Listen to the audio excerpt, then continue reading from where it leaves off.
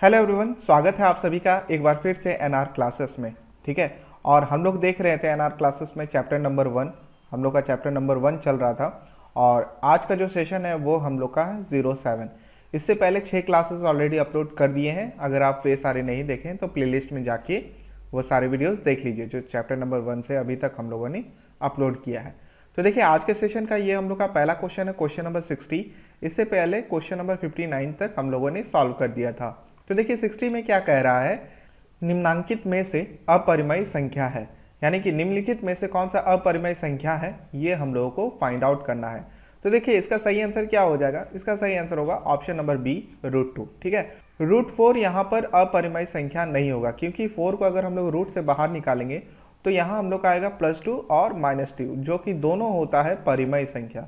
ठीक है, दोनों क्या होता है, परिमेय संख्या होती है, अपरिमेय संख्या नहीं होती। राइट, तो इसलिए हम लोग का सही आंसर क्या हो जाएगा, ऑप्शन नंबर 2, √2। ठीक है, यही हम लोग का अपरिमेय संख्या है। आगे बढ़ते हैं क्वेश्चन नंबर 61। इसमें देखिए क्या दिया गया है, निम्नांकित में से अपरिमेय संख्या नहीं है। तो अभी हम लोगों ने डिस्कस किया था कि √4 हम लोगों का अपरिमेय संख्या नहीं है, यह एक परिमेय संख्या है। ठीक है, ये क्या है, एक परिमेय संख्या है √4। चलिए आगे बढ़ते हैं। नेक्स्ट क्वेश्चन हम लोग का क्वेश्चन नंबर 62। इसमें देखिए क्या दिया गया है, निम्नांकित में से अपरिमेय संख्या नहीं है। इसमें भी हम लोग को अपरिमेय संख्या नहीं है, उसे हम लोग को फाइंड आउट करना है। तो इसके लिए हम लोग का सही आंसर क्या हो जाएगा, इसके लिए हम लोग का सही आंसर होगा ऑप्शन नंबर डी, -2। ठीक है, ऑप्शन नंबर डी हम लोग का यहाँ सही हो जाएगा, जो कि एक अपरिमेय संख्या नहीं है। ठीक है, नेक्स्ट क्वेश्चन देखते हैं हम लोग क्वेश्चन नंबर 63। इसमें देखिए क्या पूछा गया है, संख्या √2 का दशमलव विस्तार है। तो देखिए √2 का नॉर्मल वैल्यू जो हम लोग याद रखते हैं वो है 1.4142। ठीक है, 1.4142 हम लोग नॉर्मल √2 का वैल्यू याद रखते हैं, लेकिन ये इसका सही आंसर नहीं होगा। इसका सही आंसर होगा अशांत अनावर्ती। ठीक है, √2 का दशमलव विस्तार कैसा होता है, अशांत अनावर्ती का होता है, यानी कि 1.412 के बाद कुछ कुछ संख्या यहाँ पर आती रहती है जो कि रिपीट नहीं करती है, वो लगातार बढ़ती जाती है। उसे हम लोग क्या कहते हैं, अशांत अनावर्ती कहते हैं। ठीक है, समझ में आया। चलिए हम लोग बढ़ते हैं नेक्स्ट क्वेश्चन में। नेक्स्ट क्वेश्चन हम लोग का क्वेश्चन नंबर 64। इसमें देखिए क्या पूछा गया है, अपरिमेय संख्या है। तो इन 4 ऑप्शन में से हम लोग को बताना है कि कौन सा अपरिमेय संख्या है। तो मैं आप लोगों को बता दूं, अपरिमेय संख्या अशांत अनावर्ती की होती है, अनावर्ती की होती है। कैसी होती है, अशांत अनावर्ती की होती है, अपरिमेय संख्या है। और अशांत अनावर्ती का मतलब क्या होता है कि दशमलव के बाद आने वाली वैसी संख्याएं जो कि खत्म ना हो और वो संख्याएं कभी रिपीट ना करे, उसे हम लोग कहते हैं अशांत अनावर्ती। याद रखिएगा, अशांत अनावर्ती किसे कहते हैं कि दशमलव के बाद जितनी भी संख्याएं आती है वो कभी खत्म नहीं होती, वो आते ही रहती है और वो संख्या कभी भी रिपीट नहीं करती है। तो बताइए इन 4 ऑप्शन में से हम लोग का सही आंसर क्या हो जाएगा। तो हम लोगों का सही आंसर होगा ऑप्शन नंबर डी। राइट, चलिए बढ़ते हैं हम लोग नेक्स्ट क्वेश्चन में। हम लोगों का नेक्स्ट क्वेश्चन है क्वेश्चन नंबर 65। इसमें देखिए क्या पूछा गया है, अपरिमेय संख्या होती है। तो बताइए अपरिमेय संख्या कैसी होती है, शांत दशमलव, अशांत आवर्ती, अशांत अनावर्ती या इनमें से कोई नहीं। तो अभी हम लोगों ने डिस्कस किया था कि अपरिमेय संख्याएं होती है अशांत अनावर्ती। तो हम लोग का सही आंसर क्या हो जाएगा, हम लोगों का सही आंसर होगा ऑप्शन नंबर सी, अशांत अनावर्ती।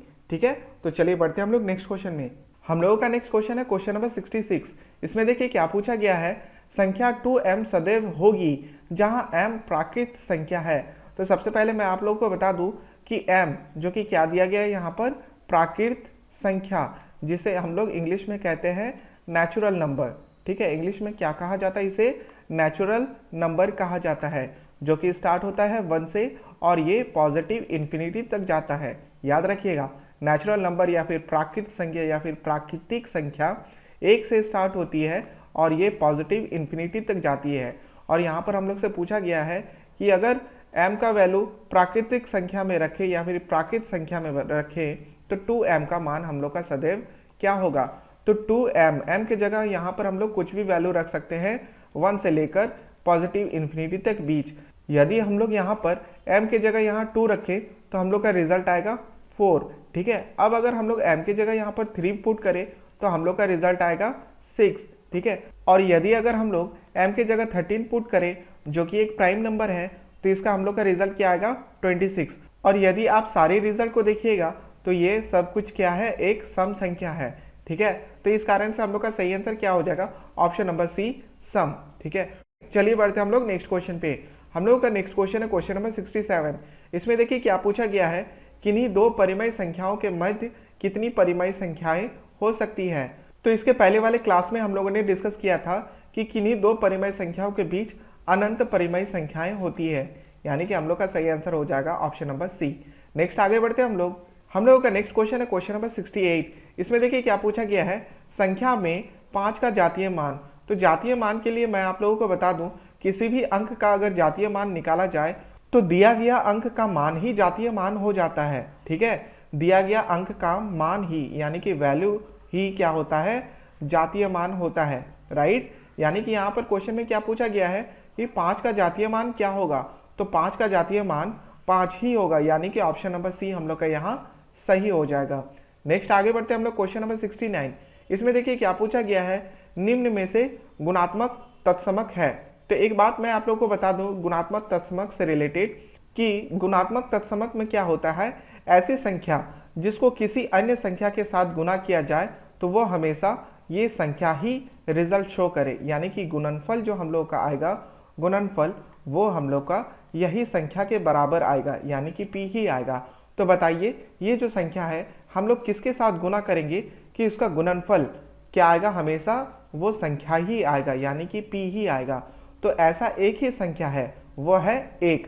अगर किसी भी संख्या को 1 के साथ गुणा किया जाए तो उसका गुणनफल हमेशा वही संख्या आती है जिस संख्या के साथ हम लोग गुणा करते हैं। राइट, तो बताइए इसका सही आंसर क्या हो जाएगा, तो इसका सही आंसर होगा ऑप्शन नंबर बी, 1। याद रखिएगा, गुणात्मक तत्समक। राइट, आगे बढ़ते हम लोग नेक्स्ट क्वेश्चन, क्वेश्चन नंबर 70।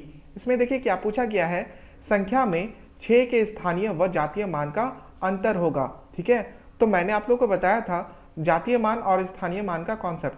किसी भी संख्या के स्थानीय मान निकालने के लिए हम लोग क्या करेंगे, सबसे पहले दिया गया संख्या को लिख लेंगे। संख्या हम लोग का क्या दिया गया है, 4 5 6 7 8 2 7। ठीक है, इसमें हम लोग को स्थानीय मान निकालना है अंक 6 का।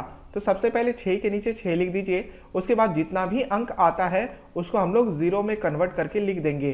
तो बताइए 6 के बाद कितना अंक था, तो 6 के बाद 4 अंक था, इसलिए हम लोग यहाँ पर 4 को 0 पुट कर दिए। अब जातीय मान के लिए जस्ट मैंने आप लोग को क्या बताया कि जातीय मान क्या होता है, जिस अंक का हम लोग जातीय मान निकालते हैं उसी अंक का मान यानी कि वैल्यू ही क्या होता है, उस अंक का जातीय मान कहलाता है। यानी कि यहाँ पर इस क्वेश्चन में हम लोग से 6 का जातीय मान निकालना था, तो 6 का जातीय मान क्या होगा, 6 ही हो जाएगा। राइट, अब इन दोनों का क्या करना है, हम लोग को अंतर निकालना है। तो अब इसका अंतर निकाल लीजिए, तो कितना आएगा हम लोग का 59994। तो अब बताइए हम लोग का सही आंसर क्या हो जाएगा, तो हम लोग का सही आंसर होगा option number D, 5994। Right, clear हो गया। चलिए बढ़ते हैं हम लोग नेक्स्ट क्वेश्चन पे। हम लोगों का नेक्स्ट क्वेश्चन है क्वेश्चन नंबर 71। इसमें देखिए क्या पूछा गया है, निम्न में से प्राकृत संख्या है। तो देखिए अभी हम लोग प्राकृत संख्या के बारे में डिस्कस किया था, इसे इंग्लिश में कहा जाता है नेचुरल नंबर, और इसे प्राकृत या प्राकृतिक भी कहा जाता है।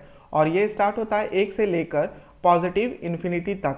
याद रखिएगा, नेचुरल नंबर प्राकृत संख्या या प्राकृतिक संख्या स्टार्ट होती है 1 से लेकर पॉजिटिव इन्फिनिटी तक। तो बताइए हम लोग का सही आंसर क्या हो जाएगा, तो हम लोगों का सही आंसर होगा option number C, 4। Right, next हम लोग आगे बढ़ते हैं क्वेश्चन नंबर 72। इसमें देखिए क्या पूछा गया है, निम्न में से कौन सी अभाज्य संख्या नहीं है। तो बताइए इन 4 ऑप्शन में से कौन सा अभाज्य संख्या नहीं है, तो वह है ऑप्शन नंबर सी, 87 अभाज्य संख्या नहीं है, यह एक भाज्य संख्या है। राइट, तो देखिए अभाज्य संख्या से रिलेटेड मैं आप लोगों को कुछ पॉइंट बता देता हूं। अभाज्य संख्या उन्हें कहते हैं जो एक एवं स्वयं से भाग लगे। ठीक है, एक एवं स्वयं से जो भाग लगे उसे हम लोग अभाज्य संख्या कहते हैं। ये पॉइंट नंबर 1 है। अभाज्य संख्या में पॉइंट नंबर 1 जितना इंपॉर्टेंट होता है उतना ही इंपॉर्टेंट पॉइंट नंबर 2 भी होता है। पॉइंट नंबर 2 क्या होता है कि अभाज्य संख्या का अधिक से अधिक 2 गुणनखंड होता है। अगर किसी संख्या का 2 से अधिक गुणनखंड हो तो वो अभाज्य संख्या नहीं कहलाती है, चाहे वो एक एवं स्वयं से भाग क्यों ना हो। याद रखिएगा, अधिक से अधिक 2 गुणनखंड होता है। ठीक है, अधिक से अधिक कितना गुणनखंड होता है, 2।